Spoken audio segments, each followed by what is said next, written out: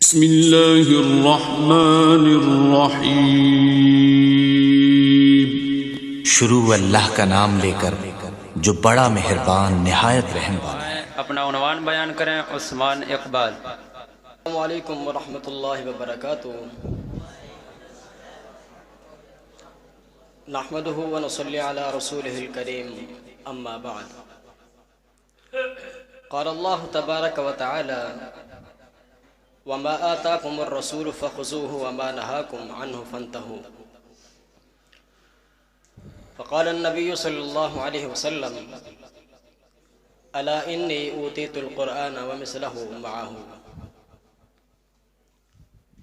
سامعین محترم، قرآن مجید کی بے شمار آیات ایسی ہیں کہ جس کو سمجھنے کے لیے حدیث رسول صلی اللہ علیہ وآلہ وسلم کا سہارا لینا پڑتا ہے۔ حدیث کے بغیر قرآن کو سمجھنا انتہائی مشکل ہے۔ حدیث کی اہمیت کیا ہے؟ قرآن کہتا ہے: وَمَا آتَاكُمُ الرَّسُولُ فَخُذُوهُ وَمَا نَهَاكُمْ عَنْهُ فَانْتَهُوا۔ فرمایا کہ جو چیز رسول تمہیں دے دے وہ لے لو، اور جس چیز سے منع کرے اس سے رک جاؤ، باز آ جاؤ۔ قرآن نے کہا: وَأَقِیمُوا الصَّلَاةَ، نماز قائم کرو، لیکن نماز کا طریقہ کار حدیث سے ملے گا۔ قرآن نے کہا: وَآتُوا الزَّکَاةَ، زکوٰۃ ادا کرو، لیکن زکوٰۃ کا نصاب بھی حدیث سے معلوم ہوگا۔ قرآن نے حج کا حکم تو دیا، لیکن حج کے احکام حدیث سے معلوم ہوں گے۔ قرآن نے کہا: یا ایھا الذین آمنوا اذا نودی للصلاۃ من یوم الجمعہ۔ اس کی وضاحت، اس ندا کی وضاحت بھی حدیث سے معلوم ہوگی۔ قرآن نے کہا: یا ایھا الذین آمنوا صلوا علیہ وسلموا تسلیما۔ اس درود کی وضاحت بھی حدیث سے معلوم ہوگی۔ قرآن نے کہا: وَإِذْ أَسَرَّ النَّبِيُّ إِلَىٰ بَعْضِ أَزْوَاجِهِ حَدِيثًا۔ اس آیت کی وضاحت بھی حدیث سے معلوم ہوگی۔ قرآن نے کہا: الحج اشہر معلومات۔ اس آیت کی وضاحت بھی حدیث سے معلوم ہوگی۔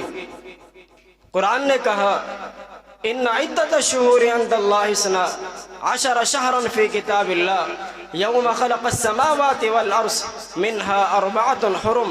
اس آیت کی وضاحت بھی حدیث سے معلوم ہوگی۔ گویا کہ حدیث اختلاف کو ختم کرتی ہے۔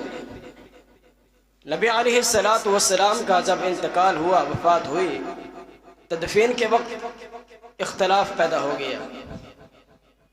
اس اختلاف کا حل بھی حدیث سے نکالا گیا۔ تو حدیث کی اہمیت کو سمجھیے، حدیث سے محبت کیجیے، حدیث سے پیار کیجیے، حدیث اور سنت کے مطابق فیصلے کیجیے، حدیث کی مخالفت نہ کیجیے۔ رب کا قرآن اعلان کرتا ہے: فَلْيَحْذَرِ الَّذِينَ يُخَالِفُونَ عَنْ أَمْرِهِ أَن تُصِيبَهُمْ۔ اور اسی طرح حدیث کی مخالفت کرتے ہوئے بائیں ہاتھ سے کھانا کھانے والے شخص کا انجام بھی آپ کے سامنے ہے۔ حدیث کی مخالفت کرتے ہوئے اپنی زندگی اپنی منمانی کے مطابق گزارنے والا شخص جہنم کا حقدار بن سکتا ہے۔ نبی علیہ السلام کا فرمان ہے: کل امتی يدخلون الجنة الا من ابا۔ قیل ومن ابا یا رسول اللہ؟ قال من اطاعنی دخل الجنہ ومن عصانی فقد ابا۔ اب کتابات حدیث کے حوالے سے بات کرتا چلوں۔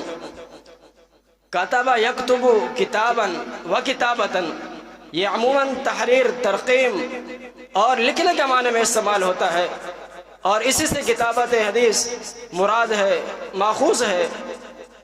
کتابت حدیث کے حوالے سے 2 روایات سامنے آتی ہیں۔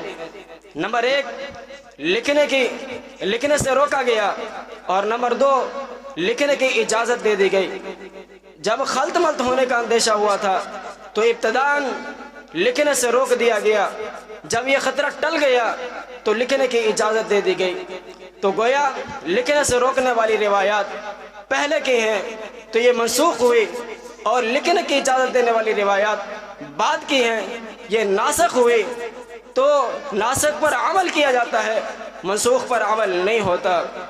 نبی علیہ السلام کے مشہور کاتبین وہی صحابہ کرام، وہی جلی وہی خفی، یعنی قرآن اور حدیث دونوں کو لکھا کرتے تھے۔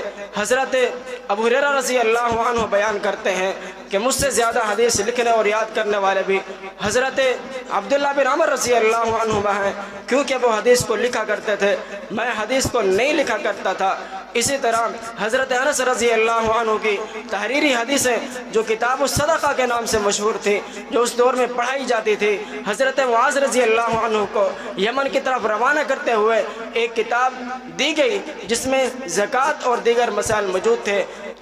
اللہ تعالیٰ سے دعا ہے کہ اللہ تعالیٰ ہم سب کو قرآن و سنت کے مطابق زندگی بسر کرنے والا بنا دے۔ وما علینا الا البلاغ المبین۔ السلام علیکم ورحمۃ اللہ وبرکاتہ۔